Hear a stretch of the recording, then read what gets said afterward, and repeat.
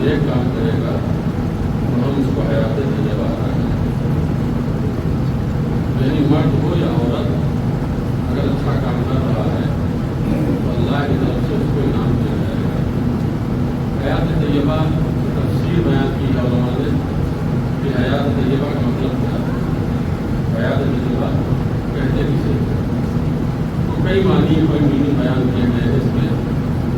فرمایا کہ اگر عمل صالح انجام ہوئے تو حیات طیبہ تمہیں عطا کیا جائے گا۔ اس کا مطلب یہ ہے کہ تمہیں خوشحال زندگی عطا کی جائے گی، یعنی وافر مقدار میں رزق عطا کیا جائے گا، یعنی صحت و سلامتی عطا کی جائے گی، یہ دنیاوی اعتبار سے، اور آخرت میں تمہیں جنت عطا کی جائے گی۔ یہ سارے مفاہیم ہیں کہ جو مفسرین نے بیان کیے ہیں حیات طیبہ کے ذریعے۔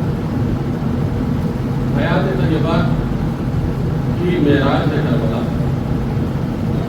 اس لیے کہ کربلا میں کوئی ایک ایسی صفت، کوئی ایک اقدار انسانی جس کو کہتے ہیں، ایسا نہیں ملے گا آپ کو کہ جو کربلا میں یا کربلا میں نہ پایا جاتا۔ سوال یہ ہے کہ آج 1400 برس سے زیادہ یا 1400 برس ہونے والے ہیں واقع کربلا کو، کچھ ہی سالوں کے بعد 1400 سال مکمل ہوں گے۔ اتنے عرصے گزرنے کے بعد آج تک بے پناہ پابندیوں کے باوجود کوئی دور ایسا نہیں ہے، کوئی صدی ایسی نہیں ہے، کوئی زمانہ ایسا نہیں ہے کہ جب واقعہ کربلا کو مٹانے کی، واقعہ کربلا کو دبانے کی، واقعہ کربلا کو معلوم کرنے کی، ذکر حسین کو ختم کرنے کی انتھک کوشش کی گئی۔ ظالم بادشاہوں نے، ظالم حکمرانوں نے ہر اینگل سے، اور اس پہ لمحہ فکریہ یہ ہے جو یقیناً بڑے افسوس کا مقام ہے اور ہونے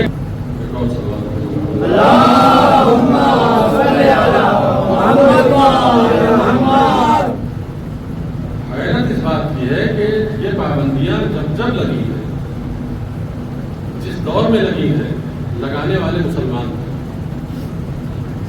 بنی عباس کے زمانے میں پابندی لگی، اس میں سے ایک بھی بادشاہ غیر مسلم نہیں تھا۔ بنی امیہ کے زمانے میں پابندی لگی، اس میں سے ایک بھی بادشاہ یا حاکم غیر مسلم نہیں ہے۔ تو یہ پابندیاں لگائی گئی ہر دور میں کہ ذکر حسین ختم ہو جائے، اور جب محرم آتا ہے تو ہزارہ کتابیں چھاپی جاتی ہیں امام حسین علیہ السلام کے ذکر کے خلاف، محرم کی عزاداری کے خلاف۔ لیکن ایک طرف پورا سیلاب ہے، پورا ریلا ہے کہ جو حملہ کر رہا ہے کہ یہ چراغ بجھ جائے، یہ چراغ مکھم پڑ جائے، اس کی لو کم ہو جائے۔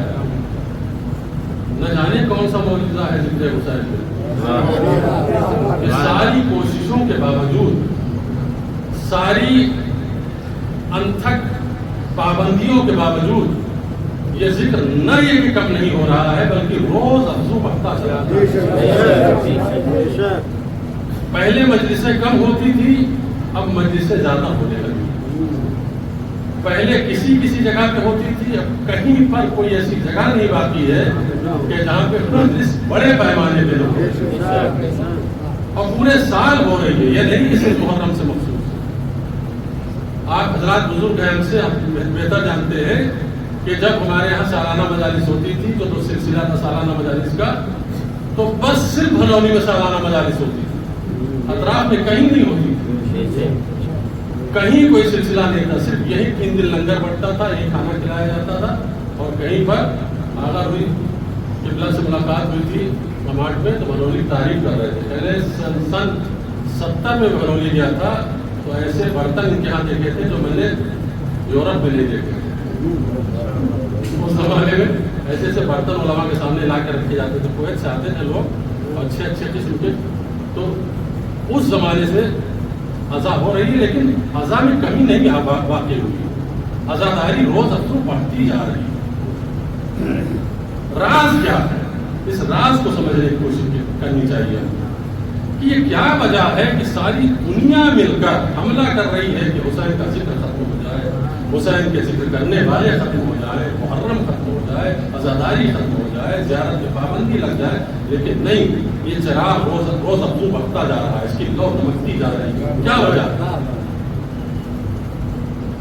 اس پر غور کرنے کی ضرورت ہے، اس کو تجزیہ کرنے کی ضرورت ہے کہ جس ذکر کو مٹانے کے لیے میڈیا لگ جائے، حکومت لگ جائے، پیسہ لگ جائے، اقتدار لگ جائے، اور پھر وہ سب کا مقابلہ کر کے ان سب کو پسپا کر کے آگے بڑھ جائے،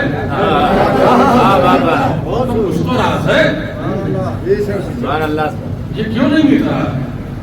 تو یہ اس کے اسباب کا بیان پر پہنچنے سے پہلے ایک مقدمہ میں پیش کروں کہ دیکھیے کربلا کے دو عنوان ہیں، دو عنصر ہیں. ایک ہے پیغام کربلا، ایک ہے نتیجہ کربلا. پیغام کربلا کیا ہے؟ پیغام کربلا ہے حریت، آزادی، شہامت، شجاعت، بہادری، دلیری، عیسائیت، قربانی، اپنے اللہ کے نام پہ مر مٹنے کا جذبہ، دین کے نام سب کچھ قربان کر دینے کا جذبہ. یہ کیا ہے؟ کربلا کا ایک پارٹ ہے جس کو کہتے ہیں پیغام کربلا. یعنی جب تک دنیا باقی رہے گی حریت باقی رہے گی، جب تک دنیا باقی رہے گی شجاعت باقی رہے گی، جب تک دنیا باقی رہے گی وفاداری باقی رہے گی. کربلا کا دوسرا پہلو جس کو نتیجہ کربلا کہتے ہیں وہ اور حسین ہے. کربلا کا جو دوسرا پہلو ہے، دوسرا عنصر ہے، وہ ہے نتیجہ کربلا. نتیجہ کربلا کیا ہے؟ نتیجہ کربلا یہ ہے کہ روح کربلا آواز دیتی ہے ہر دبے کچلے مظلوم کو کہ اقلیت کو ہے تو گھبرانا نہیں. ظالم چاہے جتنا طاقتور ہو، ظالم چاہے جتنا اکثریت میں ہو، تم ڈرنا نہیں. ہم کو آئیڈیل بنانا، بڑے سے بڑے تابوت سے ٹکرا جانا، مٹ جائے گا تم بچ جاؤ گے.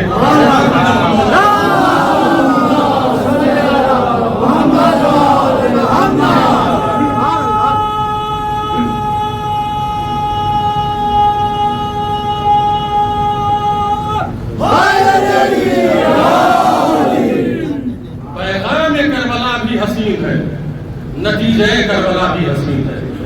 نتیجہ اتنا خوبصورت ہے کہ ہر مظلوم کو،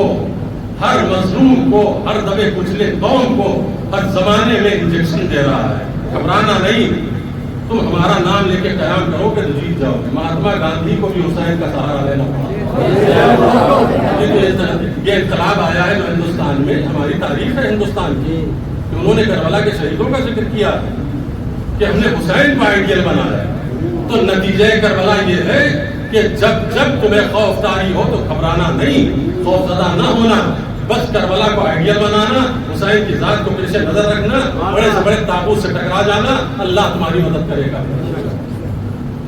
نتیجہ کربلا یہ ہے کہ تم بڑے منصب پہ ہو، عہدے پہ ہو، اقتدار میں ہو، لیکن اگر تمہارے سامنے حق و باطل رکھا جائے تو اقتدار کو ٹھوکر مار کے حسین کے لشکر میں آ کے حر سے حر علیہ السلام بن جاؤ.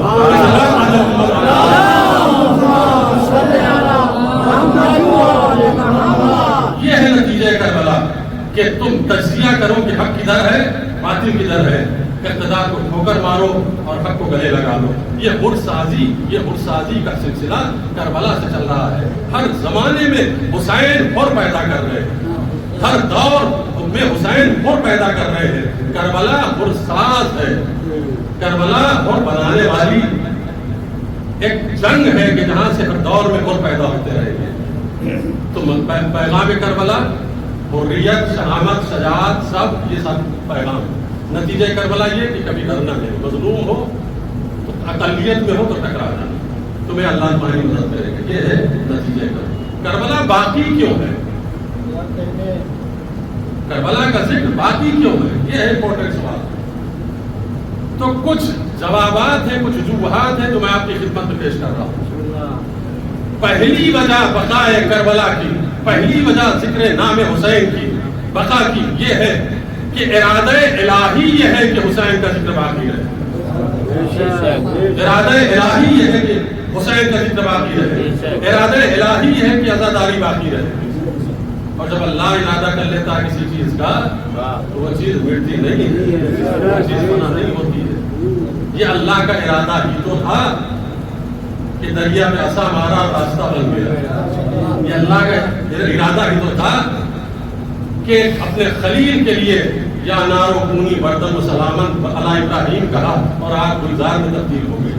یہ ارادہ الہی تو ہے کہ ایک پیغمبر کو، ایک نبی کو مچھلی کے پیٹ شکم میں 40 دن تک زندہ رکھا تھا۔ یہ ارادہ الہی کی طاقت کو پہچانیے آپ کہ عصا کے مارنے سے راستہ بن رہا ہے، کس کی وجہ سے؟ اللہ کے ارادے سے۔ آتش نمرودی گل ہو رہی ہے، پھولوں میں تبدیل ہو رہی ہے، کس کے اشارے سے؟ ارادہ الہی کے ارادے سے۔ یونس پیغمبر 40 دن تک شکم ماہی میں زندہ رہتے ہیں، کس کے ارادے سے؟ اللہ کے ارادے سے۔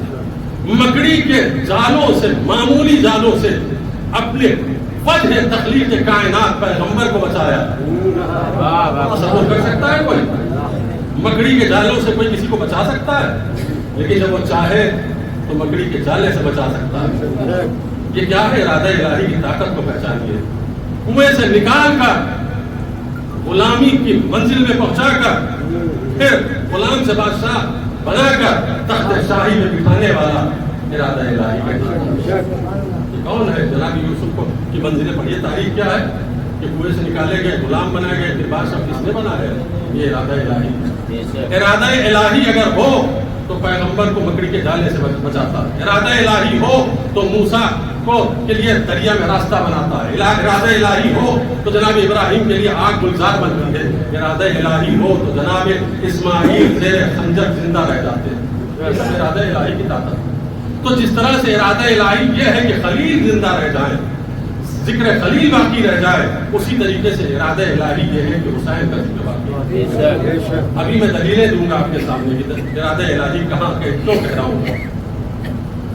10 ذی الحجہ کو یاد منائی جاتی ہے خلیل کی، اور 10 محرم کو یاد منائی جاتی ہے حسین کی۔ خلیل کا ذکر بھی باقی، حسین کا ذکر بھی باقی۔ قرآن میں جناب خلیل الرحمن، خلیل الہی، خلیل خدا ابراہیم کی دعا پڑھیے، لیقیم الصلاۃ، پروردگار میں اپنے بچوں کو، بیوی کو اس لق و دق صحرا میں غیر ذی زرع میدان میں چھوڑ کے جا رہا ہوں، جہاں پر ایک گھاس کا کوپل تک نہیں ہے، تیرے حوالے کر کے جا رہا ہوں۔ کیوں؟ تاکہ یہ نماز قائم کرے۔ اور اس کے بعد ایک دعا کرتے ہیں۔ دعا کیا ہے؟ فَاجْعَلْ أَفْئِدَةً مِّنَ النَّاسِ تَهْوِي إِلَيْهِمْ۔ اے پروردگار میں تجھ سے دعا کر رہا ہوں کہ لوگوں کے دلوں کو میرے بچوں کی طرف پھیر دے۔ میں ارادہ الہی سمجھا رہا ہوں۔ اے پروردگار میں تجھ سے دعا کر رہا ہوں کہ اپنی مخلوق کے دل کو میرے بچوں کی طرف پھیر دے، محبت ڈال دے ان کے دل میں۔ آپ پوچھیں گے خلیل سے کون محبت کرتا ہے؟ بغیر محبت کیے ہوئے 10 ذی الحجہ کو آپ قربانی کرتے ہیں؟ ہمارا اور آپ کا جناب خلیل خدا سے کیا رشتہ ہے؟ ہم تو ان کے امتی بھی نہیں ہیں، پھر کیوں یاد مناتے ہیں؟ 10 ذی الحجہ کو قربانی کیوں کرتے ہیں؟ حج میں جانے کے بعد طواف کرتے ہیں، حجر اسود کو بوسہ دیتے ہیں، قربانی کرتے ہیں، رمی جمرہ کرتے ہیں۔ یہ سب کیا ہے؟ یہ سنت ابراہیمی ہے۔ مسلمان کیوں کر رہا ہے؟ کا ارادہ الہی۔ اللہ کا ارادہ ہے کہ مسلمان کے ذریعے سے خلیل کے ذکر کو باقی رکھا جائے۔ تو خلیل کا ذکر باقی ہے، ہم ان کے امتی نہیں ہیں، لیکن اس کے باوجود بھی ہم یاد مناتے ہیں، 10 ذی الحجہ کو قربانی کرتے ہیں۔ تو اب پروردگار عالم نے ارادہ کیا کہ اے خلیل تمہارا ذکر باقی رہے گا، لیکن جس نے تمہارے ذکر کو بھی زندہ رکھا اس حسین کا بھی ذکر باقی رہے گا۔ اس لیے کہ اگر حسین نہ ہوتے تو خلیل بھی نہ ہوتے، حسین نہ ہوتے تو اسماعیل بھی نہ ہوتے۔ اس لیے کہ زیارت وارثہ کے جملے کیا ہے؟ السلام علیکہ یا وارث آدم صفوۃ اللہ، السلام علیکہ یا وارث نوح نبی اللہ، السلام علیکہ یا وارث ابراہیم خلیل اللہ، السلام علیکہ یا وارث موسیٰ کلیم اللہ۔ کے وارث کہہ کے خطاب کرنا اس بات کی دلیل ہے کہ حسین ہے تو ابراہیم ہے، حسین ہے تو موسیٰ ہے، حسین ہے تو عیسیٰ ہے، حسین ہے تو اسماعیل ہے۔ اگر حسین نہیں تو کچھ کوئی نہیں۔ لہذا ذکر حسین کو باقی رکھنے کا مطلب یہ ہے کہ یہ ذکر باقی رہے گا تو انبیاء کا ذکر بھی باقی رہے گا۔ لہذا اللہ اس ذکر کو بچانا چاہتا ہے. اور کتنی مناسبت ہے، غریب و سادہ و رنگی ہے داستان حرم. یہ علامہ اقبال نے کہا تھا، غریب و سادہ و رنگی ہے داستان حرم، نہایت اس کی حسین ابتدا ہے اسماعیل. یعنی حسین کی داستان کتنی غریب بھی ہے، رنگین بھی ہے اور عجیب بھی ہے. اس کی ابتدا اسماعیل سے شروع ہوتی ہے اور اس کی انتہا حسین. اسماعیل کا بھی ذکر باقی رہے گا، حسین کا بھی ذکر باقی رہے گا. ارادہ الہی بھی عطا ہوگی، اللہ کا ارادہ ہے، حسین کا ذکر باقی. تو جناب ابراہیم خلیل کی دعا کیا ہے؟ پروردگار ہمارے بچوں کی طرف لوگوں کے قلوب کو موڑ دے. اب آئیے پیغمبر کی دعا کی طرف لے چلتا ہوں. جب سید الشہداء پیغمبر کی آغوش میں آئے تو آپ کتابیں اٹھا کے دیکھ لیجئے، حضور سرور کائنات نے بے عین نے یہی جملہ کہا. اپنے نواسے کو گود میں لینے کے بعد چہرہ دیکھا اور فرمایا اللہم اجعل افئدۃ الناس تہوی الیہم. اے پروردگار لوگوں کے دلوں کو حسین کی طرف پھیر، لوگوں کے دلوں کو حسین کی طرف موڑ دے. کیا مطلب؟ یعنی عشق حسین ڈال دے. تو اب دو ارادے ہو گئے، ایک ارادہ اللہ کا، ایک ارادہ پیغمبر اسلام کا. جب دو ارادے مل جائیں تو اس ذکر کو کون ختم کر سکتا ہے؟ اللہ کا ارادہ بھی ہے کہ ذکر حسین باقی رہے اور رسول اللہ کا بھی ارادہ ہے کہ ذکر حسین باقی رہے. اس ارادہ الہی کا انکشاف کیا ہے شہزادی زینب نے دربار شام. ایک سلوات پڑھے محمد.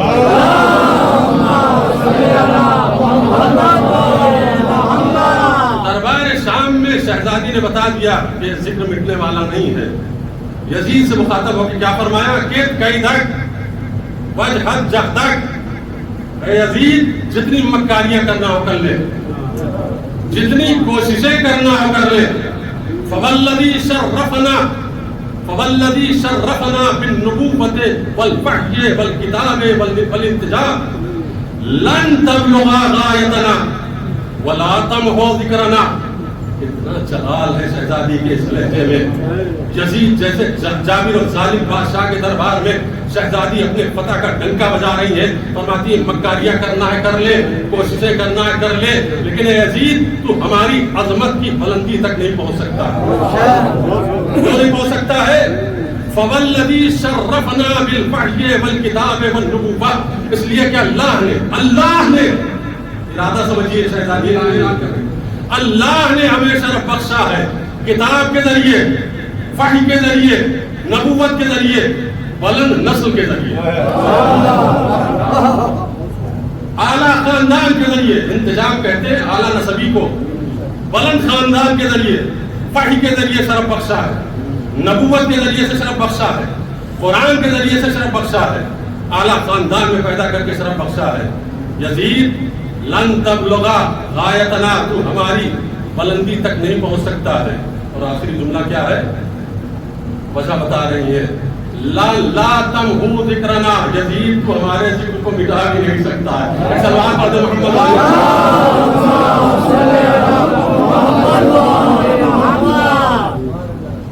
آخر میں نتیجہ بتایا. پہلے بتایا کہ کیوں نہیں مٹا سکتا، اس لیے نہیں مٹا سکتا کہ اللہ نے ہمیں منتخب کر لیا وحی کے لیے، نبوت کے لیے، قرآن کے لیے. تو ہمارے مٹ جانے کا مطلب نبوت مٹ گئی، ہمارے مٹ جانے کا مطلب وحی مٹ گئی، ہمارے مٹ جانے کا مطلب قرآن مٹ گیا. ہم مٹ نہیں سکتے اس لیے کہ قرآن نہیں مٹے گا، ہم مٹ نہیں سکتے اس لیے کہ نبوت کا نام نہیں مٹے گا. جب تک یہ سب باقی رہیں گے کوئی ہمیں نہیں مٹا سکتا. اس لیے اب ایک حدیث پیغمبر اسلام نے فرمائی کہ دیکھو اللہ کے فرشتے بعض مقامات پہ تعجب کرتے. ایک جگہ ایسی ہے جہاں فرشتے تعجب کرتے. جب کوئی اللہ کسی بندے کو عزت دینا چاہتا اور کچھ لوگ مل کے اس کو ذلیل کرنا چاہتے ہیں تو فرشتے مسکراتے ہیں، کہتے ہیں بدبختوں کس کو ذلیل کرنے کی ذکر ہے. اللہ اس کو عزت دینے کے لیے ارادہ کر چکا ہے. تو جب اللہ عزت کا ارادہ کر چکا ہو تو اس کو کوئی مٹا نہیں سکتا ہے، اس کا کوئی ذکر ختم نہیں کر سکتا. ان کے نانا کے لیے بھی فرمایا ہے ورفعنا لک ذکرک، اے پیغمبر ہم نے تمہارے ذکر کو بلند کیا. نانا کے ذکر کو بھی اللہ نے بلند کیا، نواسے کے بھی ذکر کو بلند کیا.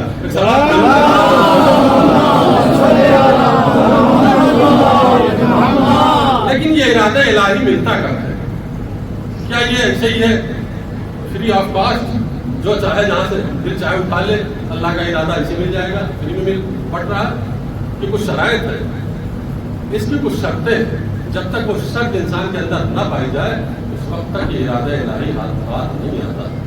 پہلی شرط ہے عمل صالح، قرآن پڑھیے، قرآن سے ثابت کر رہا ہوں، پہلی شرط ہے عمل صالح۔ ذکر تب بلند ہوتا ہے جب عمل صالح ہو۔ الیہ یصعد الکلم الطیب والعمل الصالح یرفعہ۔ جب تم اچھی بات کرتے ہو نا، قرآن کہہ رہا ہے کہ اچھی بات بلند ہوتی ہے۔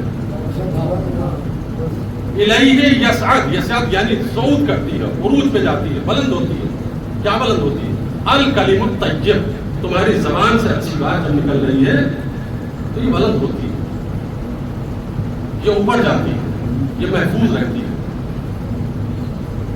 اس کے مقابل میں دوسرا جملہ والعمل الصالح یرفعہ، لیکن جو نیک کام ہے اس کو اللہ بلند کرتا ہے۔ نیک کلام تو خود بلند ہو رہا ہے، لیکن نیک عمل، نیک صالح عمل اللہ بلند کر رہا ہے۔ اب یہ صالح عمل کیا ہے؟ ایک پیچیدگی اور آ گئی، یہ صالح عمل کیا ہے؟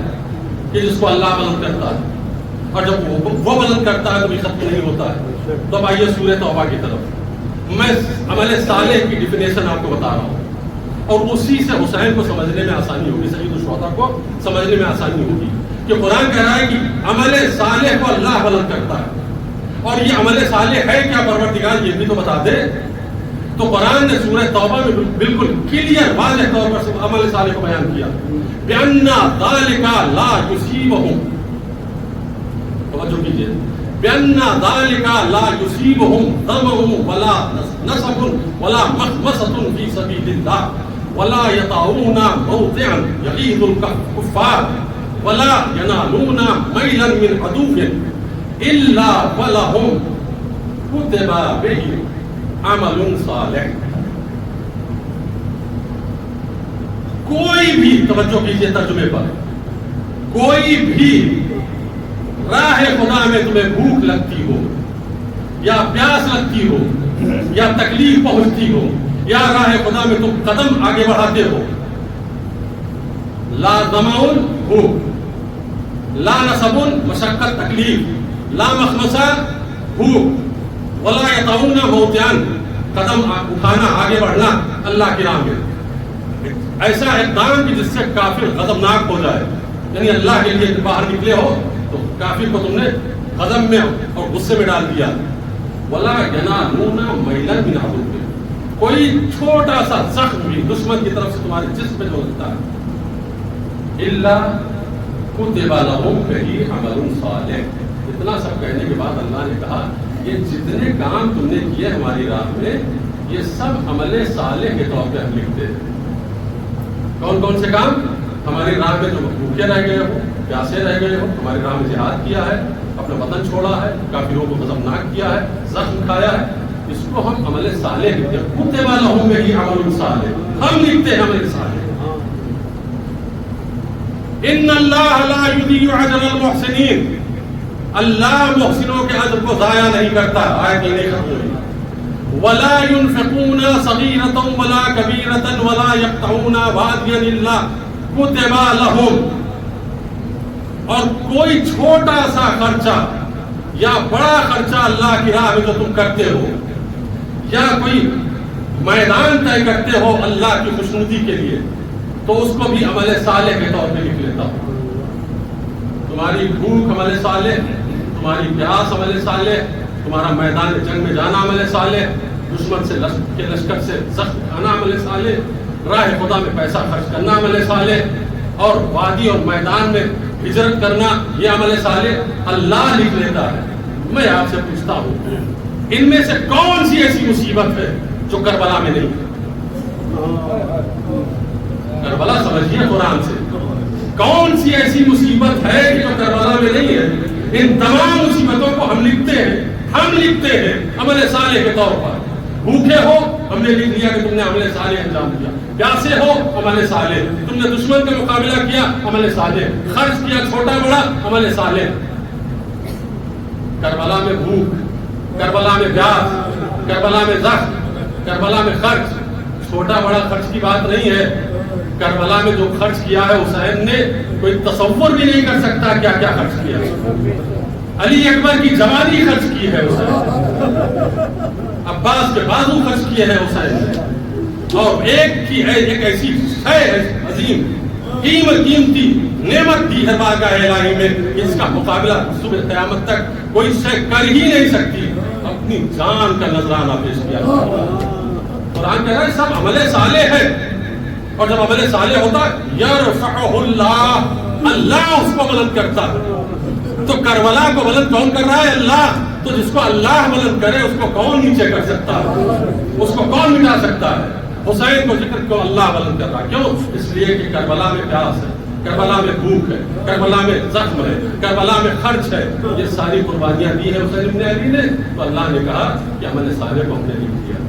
یہ ایک وجہ ہے کہ جو اللہ جس کی وجہ سے ارادہ کرتا ہے کہ اس کے ذکر کو بلند کیا جائے.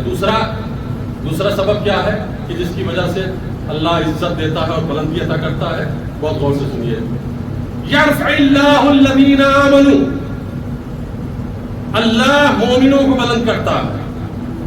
والذین اوتوا العلم درجات, اور صاحبان علم کے درجات کو بلند کرتا ہے.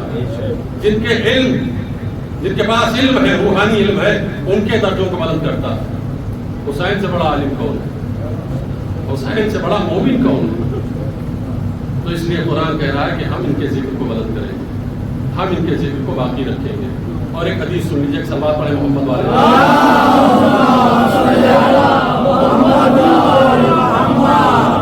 ایک اور بلند آواز سے سلوات.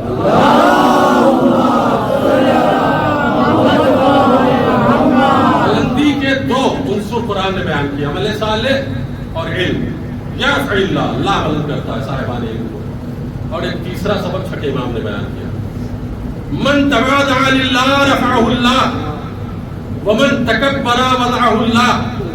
جو تواضع کرتا ہے, تکبر نہیں کرتا ہے, انکساری سے ملتا ہے لوگوں سے, اللہ اس کو بلند کرتا ہے. اور جو تکبر کرتا ہے اللہ اس کو نیچے دبا دیتا ہے.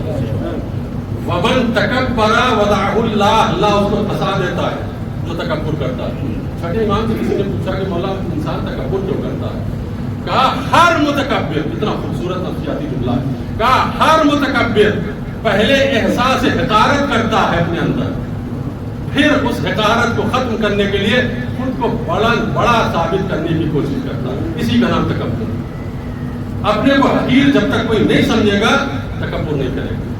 معصوم نے فرمایا کہ جو تکبر کرتا ہے اللہ اس کو پست کرتا ہے, جو تواضع کرتا ہے اللہ اس کو بلندی عطا کرتا ہے. یہ ایک عنصر ہے کہ جس کی وجہ سے کربلا باقی. دوسرا سبب کیا ہے کہ جس کی وجہ سے کربلا باقی؟ دوسرا سبب ہے کہ کربلا حق ہے. کربلا حق ہے. حق کبھی مٹتا نہیں ہے, حق کبھی ختم نہیں ہوتا ہے. سورہ رعد میں پروردگار عالم نے پوری تفصیل بیان کی ہے کہ حق کو پہچانو, حق ہے کیا. ترجمہ پیش کرنے کے بعد نتیجے کی آیت میں پڑھوں گا آخر میں, تاکہ آپ کو زیادہ سے زیادہ میٹر دے سکوں, مفاہیم دے سکوں. کہ قرآن ایک جگہ پہ بیان کر رہا ہے کہ جب بارش کا پانی آتا ہے اور تیز دھار سے بہتا ہے, سیلاب آتا ہے, تو اس سیلابی پانی میں تم نے دیکھا ہوگا کہ اس پانی کے اوپر جھاگ بن جاتی ہے. زبدر رابیہ, زبد کہتے ہیں جھاگ, اس کے اوپر جھاگ بن جاتی ہے. اسی طریقے سے تم نے دیکھا ہوگا کہ جب سونار ہلیا بناتا ہے, ہلیا یعنی زیورات, اور زیورات بنانے کے لیے قرآن کی مثال ہے, زیورات کو بنانے کے لیے وہ تپاتا ہے سونے کو آگ پہ, تو اس آگ کے اوپر بھی جھاگ بن جاتی ہے. پانی کے اوپر بھی جھاگ, سونے کے اوپر بھی جھاگ. پھر قرآن کہہ رہا ہے کہ فَأَمَّا الزَّبَدُ فَيَذْهَبُ, جو جھاگ ہوتی ہے وہ چلی جاتی ہے, وہ ختم ہو جاتی ہے, وہ فنا ہو جاتی ہے, وہ مٹ جاتی ہے, وہ کسی کام کی نہیں ہوتی ہے. وَأَمَّا مَا يَنْفَعُ النَّاسَ فَيَمْكُثُ فِي الْأَرْضِ, لیکن جو انسانوں کو فائدہ پہنچانے والی چیز تھی وہ باقی رہ جاتی ہے. یعنی سونا باقی رہ جاتا ہے, پانی باقی رہ جاتا ہے.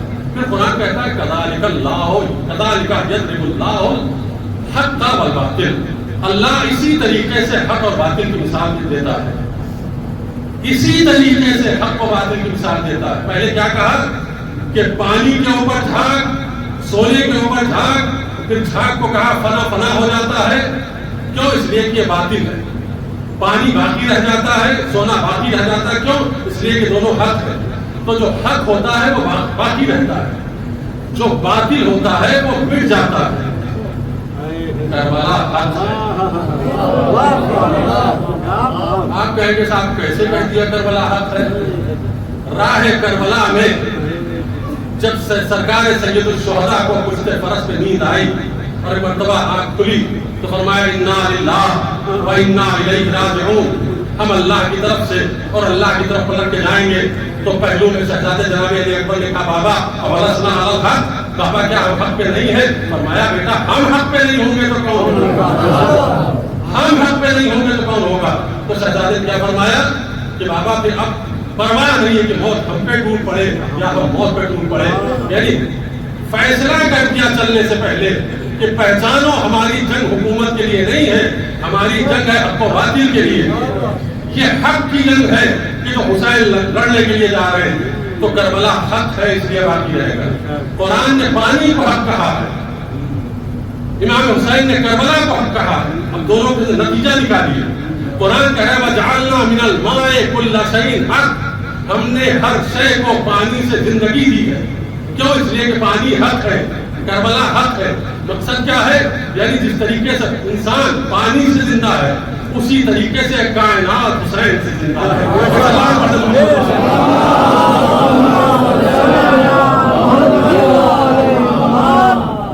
حسین اگر نہ ہو تو کائنات ختم. اس لیے کہ قربانی حسین کی وجہ سے یہ کائنات بات ہے. حسین ابن علی کی قربانی ہے کہ جس نے اس کائنات کو بچایا ہوا ہے. یہ دو وجہ کہ جس کی وجہ سے کربلا باقی. تیسری وجہ حسین ابن علی کی قیادت، معصوم کی قیادت اتنی مضبوط قیادت تھی کہ جو ساتھ لائے تھے اپنے اتنے باوفا تھے کہ چراغ کھل کر کے کہہ رہے ہیں کہ چلے جاؤ، تب بھی کوئی جانے کے لیے تیار ہے. اور کہہ رہے ہیں کہ جنت کی ضمانت دوں گا لیکن کوئی جانے کے لیے تیار نہیں. امام حسین علیہ السلام بتا رہے ہیں کہ دیکھو ہم قتل کر دیے جائیں گے کہ چلے جائیں گے، پھر کوئی قتل نہیں کریں گے لیکن نہیں جا رہے. تو یہ قیادت ہے امام حسین علیہ السلام کی جن کو پیروئے رکھا اپنے صحابیوں نے. کہیں سے کوئی شکوہ نہیں، ایک بھی صحابی کا کوئی شکوہ آپ نہیں کھا سکتے. اس سے پہلے بھی بہت سی موومنٹس، بہت سے احتجاجات، بہت سے انقلابات امام حسین کے پہلے بھی بعد بھی آئے، لیکن کسی انقلاب میں وہ جان نہیں ہے تو کربلا کے انقلاب میں. جو اس لیے کہ سارے انقلاب جو ہوئے ہیں اس میں کیا کہا جاتا تھا؟ کونوا لنا عبادہ، تم ہماری بندگی کرو. لیکن کربلا کا انقلاب کیا تھا؟ کونوا للہ عبادہ، اللہ کی بندگی کرو. حسین اللہ کے لیے لے کر گئے تھے، توحید قائم کرنے کے لیے گئے تھے. یہ دو عنصر ہیں. اور تیسرا عنصر ہے کربلا کے وہ تمام خلاصے کہ جن کو آپ ستارہ آسمانی کہہ سکتے، ستارہ کربلا کہہ سکتے، اصحاب امام حسین کہ جن کی وجہ سے کربلا باقی. یہ تو سید الشہداء کا جلال اتنا زیادہ ہے کہ باقی جو شہداء کربلا ان کا تذکرہ مدھم پڑ گیا.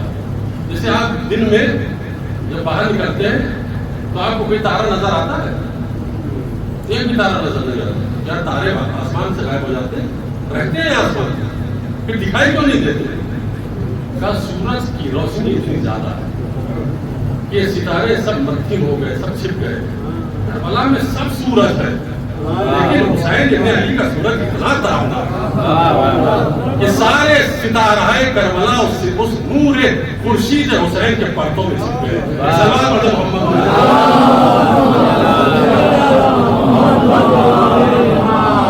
اور ایک وجہ ہے کربلا کے باقی رہنے کی شہزادی زینب کبریٰ کی کا خطبہ. شہزادی کا خطبہ کوفے میں انداز خطبے کا کچھ اور ہے، شام میں انداز خطبے کا کچھ اور ہے. کوفے میں جو خطبہ دیا ہے وہاں پر مذمت کی ہے، لعنت کی ہے، نفرین کی ہے. لعنت تمہارے اوپر، اللہ کا عذاب نازل ہو تمہارے اوپر. لیکن وہاں پہ جو شام میں خطبہ دیا وہاں پہ نفرین نہیں، وہاں پہ لعنت نہیں، وہاں پہ اپنا تعارف ہے، وہاں پہ تعارف کرایا جائے پہچانوں کے ہم کو. تو جو پہچان جاتے ہیں کہ ہم کیا ہے، وجہ کیا ہے کہ شام میں اپنا تعارف کرایا یہاں نہیں کرایا؟ کوفے والے پہچانتے تھے، شام والے نہیں پہچانتے. کوفے میں حکومت تھی مولا کائنات، شہزادی کونین رہ چکی تھی کوفے میں، امیر المومنین گھرانہ تھا کوفے میں، انہوں نے پہچان کے قتل کیا، اس لیے شہزادی نے لعنت کی ان کے اوپر. لیکن کوفے میں تعارف کرایا، پہچانو میں علی کی بیٹی. لیکن جب کوفے میں شہزادی تعارف کرا رہی تھی، خطبہ دے رہی تھی، تو جنہوں نے کربلا کو حق مانا تھا، سمجھ گئے تھے کہ جنگ کربلا حق ہے، تو وہ بردستہ کھڑے ہوئے ابن زیاد کے مقابل میں کہا ہے ایھا الکذاب ابن الکذاب، اے جھوٹے اور جھوٹے کے بچے ابن زیاد، اے جھوٹے کے بچے ابن زیاد. یہ کون تھا کہ جو دربار میں پیچھے سے چیخ کے پکار رہا تھا شہزادی کے خطبے کی آواز سن کر؟ یہ عبداللہ ابن عفیف تھا، یہ جو نابینا صحابی تھا مولا کائنات کا. اس نے کہا کہ جھوٹے، تو علی کی بیٹیوں کا دربار میں لا رہا ہے، اس میں اللہ کا عذاب نازل ہو، یہ کتنا بڑا ظلم کر دیا. اس شجاعت کا مظاہرہ تو کیا، لیکن آپ جانتے ہیں جب حق کوئی کرتا ہے تو حق کی قیمت بھی چکانی پڑتی، حق کی قیمت چکانی پڑی، جان دینی پڑی، شہادت کو گلے لگانا پڑا، جیسے میسم کو لگانی پڑی، جیسے حضرت نہدی کو لگانی پڑی، جیسے حسین حجری کو لگانا پڑا، جیسے کسی طرح سے عفیف کو شہید کر دیا. تو شہزادی زینب کبریٰ کے خطبے کا اثر ہے کہ آج تک کربلا باقی ہے. یہ ایک وجہ ہے. اب ایک بات اور کہہ دوں کل کے بات سے گفتگو سے متصل ہوتے ہوئے کہ دیکھیے اخلاص تھا کربلا میں، جو بھی شہید تھا سب کے وجود میں، یعنی مجسم اخلاص کے ساتھ کربلا میں آئے تھے. پیغمبر اخلاص کا کربلا کا شہید، اسی میں کوئی ذرہ برابر بھی دنیا کی خواہش نہیں. اس لیے وہاں فوج یزید کا ظالم سپاہی کہتا ہے کہ جب حسین کے لشکر کا سپاہی ہماری طرف آتا تھا تو ایسا محسوس ہوتا تھا جیسے پورا لشکر لڑ رہا ہو. ایک سپاہی ہمارے مقابلے میں آتا تھا تو ایسا محسوس ہوتا تھا جیسے لشکر لڑ رہا ہو. اس لیے وہ بھاگتے تھے، 30,000 کا لشکر بھاگتا تھا. پھر یہ اخلاص ہے جس کی وجہ سے کربلا باقی ہے، اور اخلاص میں بڑی طاقت ہے. اخلاص کے ساتھ اگر کوئی بندہ گناہ چھوڑ دینا، یعنی خوف خدا سے ڈر کے گناہ چھوڑ دے، اتنا عظیم اجر ہے کیا ہم تصور نہیں کر سکتے کہ دنیا میں کتنی جلدی اس کا انعام ملتا ہے، کتنی جلدی دنیا میں انعام ملتا ہے. ایک چھوٹا سا واقعہ سلمان پڑھے محمد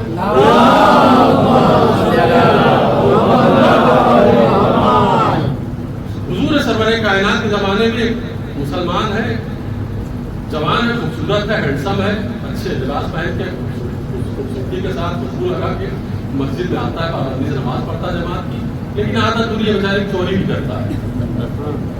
رسول اللہ کے زمانے کا صحابی نماز پابندی سے پڑھتا ہے اور چوری بھی کرتا ہے. کسی نے کہا کہ یا رسول اللہ یہ فلاں جو نمازی ہے آپ پہلو میں آتا ہے اور اچھی باتیں کرتا ہے، دیکھیے معصوم یہی تو ان کو سلام کرنے، اس کو شام ہم کا فرض ہے سلام کرے. معصوم کسی کے عیب سے پردہ نہیں ہٹاتا. رسول جانتے ہیں اس کے سارے حالات، لیکن علم غیب کا مظاہرہ نہیں کرتے کسی کو گناہ کو ظاہر کرنے کے لیے. تو جب اس نے کہا رسول اللہ چوری بھی کرتے ہیں، تو پیغمبر نے بہت خوبصورت جملہ کہا کہ اس کو اول وقت نماز پڑھنے دو، چوری بھی چھوٹ جائے گی. یہ بہت بڑا جملہ ہے جو آج کی مجلس میں آپ کو دے رہا ہے. یہ پیغمبر اسلام ہے، پیغمبر نے فرمایا اول وقت نماز پڑھنے دو، اس کی چوری بھی چھوٹ جائے گی. پھر صاحب وہ رات آئی، یہ نکلے اپنے مشن پہ، اور گھر میں جب پہنچے تو دیکھا کہ ایک تلے تنہا ایک عورت گھر میں لیٹی ہوئی ہے اور سارا سامان اس کا بکھرا پڑا ہوا ہے آنگن. تو دوہرا گناہ ان کے ذہن میں گردش کرنے لگا، ایک وہ برا گناہ اور ایک چوری والا گناہ. تو یہ جب گناہ ذہن میں گردش کر رہا تھا تو ایک جیسے پچھلی قوم کی دل میں کہ یہ جو عمل انجام دے رہا ہے کیا سمجھتا ہے ہمیشہ اس دنیا میں رہے گا، ہمیشہ بات زندہ رہے گا، یا یہاں سے جانے کے بعد اللہ کے سامنے تمہیں جواب بھی دینا ہو. یہ اس کو کہتے ہیں الہام. اللہ کی جانب سے جب الہام جو پیدا ہوتا ہے تو یہ بہت کام کرتا ہے. پر خوف ہوتا جب طاری ہوا تو کہتا ہے کہ الٹے پاؤں پر سے باہر نکالا ہے، کچھ بھی نہیں، سیدھے گھر سے باہر. اور پھر دوسرا دن آیا، نماز ہوئی صبح کی، کوئی بات نہیں، ظہر کی نماز ہوئی، اس میں صبح کی نماز میں پہنچا، ظہر کی نماز میں پہنچا.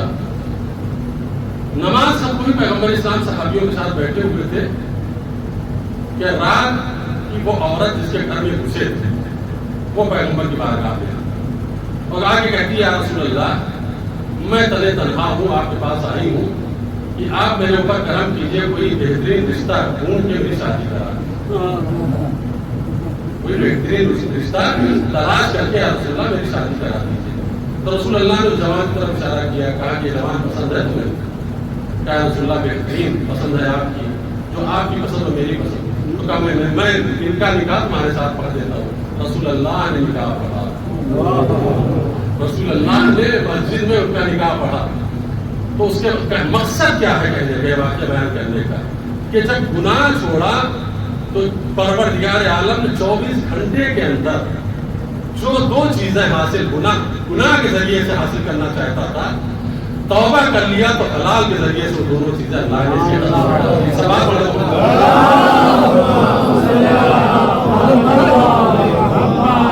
رسول اللہ نے فرمایا ہے کہ نماز اول وقت پڑھ لے تو یہ گناہ چھوڑ دے گا۔ حقیقت یہی ہے کہ اول وقت نماز پڑھیے تو آپ اول وقت نماز اگر پڑھیں گے تو بہت سارے مسائل حل ہو جائیں گے ہمارے بات۔ تو جو جوان اول وقت نماز پڑھتے ہیں آپ دیکھ لیجیے بہت خوشحال جوان رہتے ہیں، ان کو کاروبار بھی جلدی مل جاتا ہے، جاب بھی اچھی مل جاتی ہے۔ اور جو نماز سے لاپرواہ ہوتے ہیں، لاوالی ہوتے ہیں، وہ پریشان حال رہتے ہیں۔ تو نماز کو حقیقت میں آپ بہت وزنی سمجھیے، اس لیے کہ کربلا میں سید الشہداء نے کیا فرمایا تھا، انی احب الصلاۃ، میں نماز سے محبت کرتا ہوں، میں نماز سے محبت کرتا ہوں۔ یہ محرم کا مہینہ ہے، اس میں کچھ چیزوں کی پابندی آپ کیجیے اگر ہو سکے تو۔ ایک تو جب فرش اضا پہ آپ آئیے تو باوضو ہو کر آیا کیجیے، کوشش کیجیے کہ وضو کر کے فرش اضا پہ بیٹھیے۔ یہ میری ذمہ داری ہے، میں اس لیے کہہ رہا ہوں کہ پہلے میں خود عمل کرتا ہوں پھر آپ سے کہتا ہوں کہ فرش اضا پر، اس لیے کہ آپ اور ہم بارہا پڑھتے ہیں اور سنتے ہیں کہ اس پہ ملائکہ آتے ہیں، اس پہ معصومین آتے ہیں۔ تو 10 دن جب فرش اضا پہ گھر سے نکلیے تو یہاں پہ وضو کے ساتھ آئے، یہ ایک کام۔ اور دوسرا کام کہ 10 دن پورے سال اگر نہیں پڑھ سکے تو کم سے کم 10 دن آپ کی زیارت عاشورہ قضا نہ ہونے پر مسلسل 10 دن زیارت عاشورہ پڑھیے اور کہیے السلام علیکم یا ابا عبداللہ حسین، السلام علیکم یا علی ابن حسین، السلام علیکم یا اولاد حسین، السلام علیکم یا اصحاب حسین۔ بس آخری منزل میں چند باتیں کہوں گا، وہ ضروری سمجھتا ہوں کہ دیکھیے یہ محرم کا مہینہ پچھلے سال بھی اور اس سال بھی جملہ دہرا رہا ہوں، اس لیے کہ جو پڑھتا ہوں اس کو لکھ لیتا ہوں تو اس لیے یاد رہتا ہے کہ پچھلے سال کیا پڑھا تھا میں نے۔ پچھلے سال بھی یہ پہلے سے کیا تھا میں نے آپ کو یہ جملہ کہا تھا اور آج بھی کہہ رہا ہوں کہ اس مہینے کا نہ جانے کیا خصوصی تعلق ہے پردیسیوں سے۔ پردیسیوں کا ماہ محرم سے بڑا خصوصی لگاؤ۔ 12 مہینے ہیں ہمارے قمری مہینے جس کو اسلامی مہینے کہتے ہیں اسلامی کیلنڈر میں، اس 12 مہینے میں ہمارا بھائی، ہمارا پردیسی مسافر جوان وطن کی مطلق یاد نہیں کرتا، لیکن جیسے محرم قریب آتا ہے وہ تیاری شروع کر دیتا ہے۔ میں اس جوان سے پوچھنا چاہتا ہوں میرے بھائی 11 مہینے تم وطن کو کیوں نہیں یاد کرتے، یہ محرم میں کیوں وطن آنے کی کوشش کرتے؟ تو شاید جواب دے کہ یہ بے وطنوں کا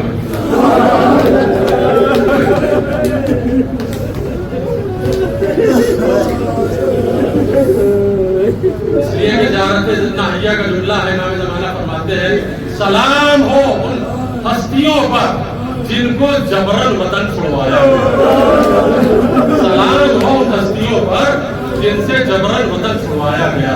اور یہ پردیسیوں کو اس لیے محرم کی یاد آتی ہے۔ ہمارے نوجوان سلامت رہے جہاں بھی جائیں، اللہ کے کاروبار میں برکت عطا کرے، ان کی زندگی میں برکت عطا کرے، ان کو خوشحال زندگی عطا کرے، ان کو صالح اولاد عطا کرے، یہ جہاں بھی رہے تمام بلاؤں سے محفوظ رہے، آفات عظیم سماوی سے محفوظ رہے، حسین کے بچوں کے صدقے میں ان کے بچے سلامت رہے۔ یہ محرم سے عشق رکھنے والے قوم، یہ محرم سے محبت کرنے والے جوان ہیں، یہ آتے ہیں محرم میں حسین کو سلام کرنے کے لیے، حسین کو قرصہ دینے کے لیے، ان کی ماں کو قرصہ دینے کے لیے۔ کس حسین کو؟ اس غریب حسین کو کہ جو نکل رہا ہے تو اتنا شدید گریا ہو، گریا کی شدت میں بتاؤں کہ کتنا شدید گریا تھا۔ مدینے کا ایک شخص اتنا گرا گوش ہے کہ اس کے لیے تاریخ میں لکھا ہے کہ بجلی کی کڑک نہیں سن پاتا تھا، بجلی کی کڑک کی آواز اس کے کان میں نہیں آتی، لیکن جب 28 رجب آئی سو رہا تھا گھر میں، ایک مرتبہ تاج کے چوک کے اوپر یہ کیسا شور ہے جو مدینے میں سنتا، تو بیوی نے گھبرا کے کہا کہ تو بجلی کی کڑک کی آواز نہیں سنتے، تم نے کیسے سنے؟ کہا ارے بنی ہاشم میں کوہرام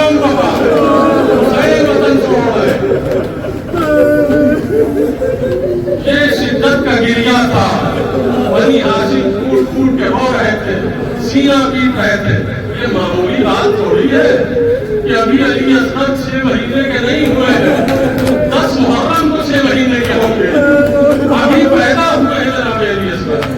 اور موسم کا کیا حال ہے؟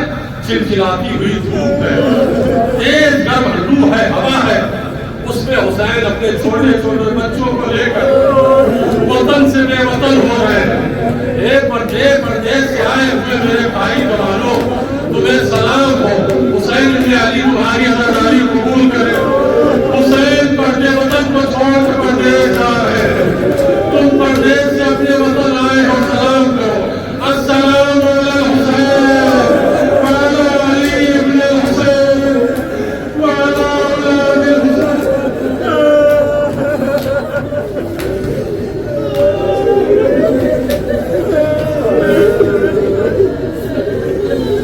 حسین نکل رہے ہیں، قرآن مقام سوار ہے روکنے کے لیے، محمد حنفیہ آئے، بھیا نہ جاؤ، کیا کروں؟ یمن چلے جاؤ۔ نہیں، یمن جاؤں گا وہاں بھی قتل کر دیا جاؤں گا۔ مکے میں ٹھہر جاؤ، وہاں حرمت خانہ خدا پامال ہوگی۔ پہاڑوں پہ چلے جاؤ۔ تو فرمایا محمد کو اتنا سنو، اگر سوراخ میں بھی چلا گیا تو بھی مجھے شہید کر دیا جائے گا، تو میں ذلت کی موت نہیں مرنا چاہتا ہوں۔ یہ ہٹے، عمر ابن اطرف آئے، عمر اطرف مولا کائنات کے بیٹے، کہا میرے آقا مولا، میں نے آپ کے بھائی اپنے بڑے بھائی امام حسن سے سنا تھا کہ جب حسین مدینے سے کربلا جائیں گے تو واپس نہیں آئیں گے، میرے مولا آپ کربلا نہ جائیں گے۔ جب عمر اطرف نے مشورہ دیا تو حسین مسکرائے، شانے پہ ہاتھ رکھا، چھوٹا بھائی تھا، مسکرا کے کہا اطرف کیا تم سمجھتے ہو تمہیں خبر ہے مجھے خبر نہیں؟ کیا تم سمجھتے ہو تمہیں داستان کربلا کی خبر ہے مجھے خبر نہیں ہے؟ مجھے سب کچھ معلوم ہے میرے بھائی، میرے ساتھ کیا ہوگا، میرے بچوں کے ساتھ کیا ہوگا، میری بہنوں کے ساتھ کیا ہوگا، مجھے سب پتا ہے۔ اور یہ ہٹے کی مرتبہ جناب ام سلمہ کیا بیٹے میرے شہزادے، تو تمہارے نانا نے بارہا کہا تھا حسین جب کربلا جائے تو واپس نہیں آئے گا، بیٹا کربلا نہ جاؤ، اس لیے کہ عراق والوں نے وفا نہیں کی۔ تو ایک مرتبہ نانی کو بہت تفصیل سے واقعہ کربلا کی داستان کو دکھایا باقاعدہ، کہا نانی اماں واقعہ کربلا دیکھنا چاہتی ہے، کیا بیٹا دکھا دے۔ ایک مرتبہ دونوں شہادت کو بلند کیا، تو میں نانی میں دو انگلیوں کے بیچ میں دیکھا، تمام زمینیں پست ہوئی، زمینیں کربلا بلند ہوئی۔ کہا نانی اماں دیکھو، تو اب دیکھنا شروع کیا، کوئی پیاسا ہے، کوئی زخمی ہے، کسی کا بازو طلب ہے، کسی کا لاشا پامال ہے، کسی کے گردن پہ تیر ہے۔ ایک مرتبہ طلب کے کہتی بیٹا یہ سارے مناظر تو برداشت ہے، لیکن یہ کیسا منظر دیکھ رہی ہے، ایک ششماہا ہے۔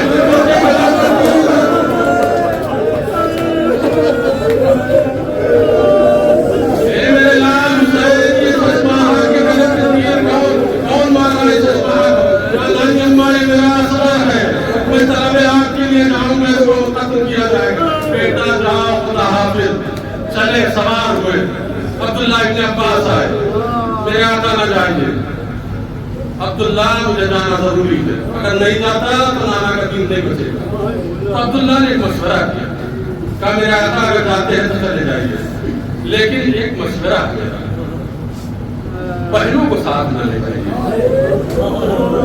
آپ اکیلے چلے جائیے، شہزادی زینب کو ساتھ۔ سنیں گے آپ یہ آواز شہزادی زینب کے کان میں بھائی مطلب صاحب کے کام عبداللہ تمہیں شرم نہیں آتی بھائی کو بہن سے سنت، بھائی کو بہن سے سنا کر رہے عبداللہ، ارے زینب حسین کے بغیر مر جائے گی، تو اہل عزا حسین ابن علی چلے، مقتل آئے کربلا کی طرف، ابھی حسین کا قافلہ پہنچا نہیں ہے، روئیے، اس لیے بھی روئیے کہ یہ وہ عاشق امام ہے ہمارا، ہم اس کو گناہ نہیں کرتے۔ اللہ کی قسم میں اگر بتاؤں آپ کو تو آپ ایک ایک لمحہ حسین کو یاد کریں گے، کتنا حسین ہم سے عشق کرتے ہیں بتاؤں۔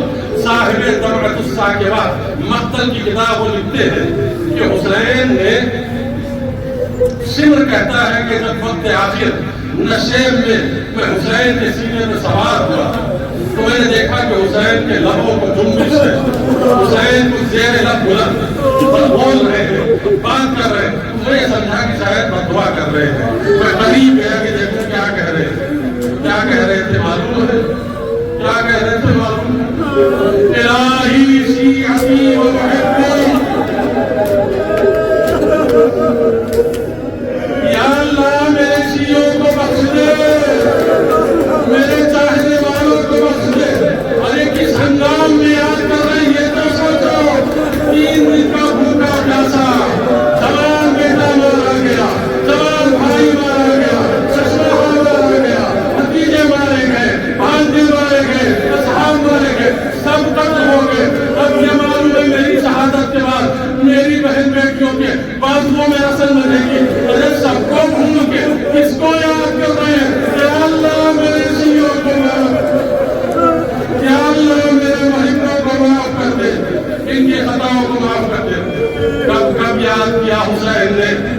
مقتل میں گرے تب یاد کیا، سید سجاد سے رخصت ہونے لگے تب یاد کیا. فرمایا بیٹا جب قید شام سے رہا ہو کے مدینے ڈالا، میرے شیعوں کو میرا سلام کہنا.